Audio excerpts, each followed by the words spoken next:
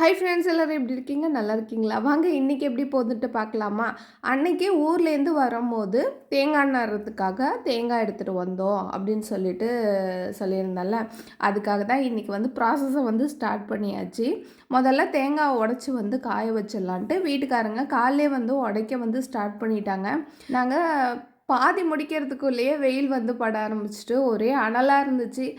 அதோட சரி எல்லாத்தையும் உடச்சி ஒரே நேரத்தில் போட்டால் தான் நம்ம ஆறுறதுக்கும் ஒரே நேரத்தில் கரெக்டாக இருக்கும் அப்படின்னு சொல்லிட்டு அவங்களும் உடைக்க இது பண்ணிட்டாங்க. அவங்க உடைக்க நானுமே தேங்காவெல்லாம் எடுத்து காய வைக்க ஆரம்பிச்சிட்டேன்.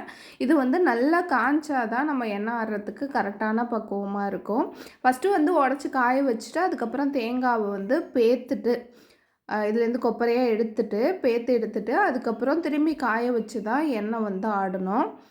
தூசி இல்லாமல் நம்ம பார்த்துக்கிட்டோன்னா தேங்காயோட எண்ணெயோட கலர் நல்லா வெள்ளையாக இருக்கும். அதோட எல்லா தேங்காயுமே வெட்டிட்டு தேங்காய் தண்ணி பட்டுச்சுல, சரி செவரெல்லாம் கரையாயிட போகுதுன்னு அந்த இடத்தையும் வாஷ் பண்ணிவிட்டு நாங்களும் கீழே போயிட்டோம். இதோட இந்த வீடியோ முடிஞ்சிட்டு. இந்த வீடியோ பிடிச்சிருந்தா குட்டியாக ஒரு லைக் போட்டுங்க. தேங்க்யூ.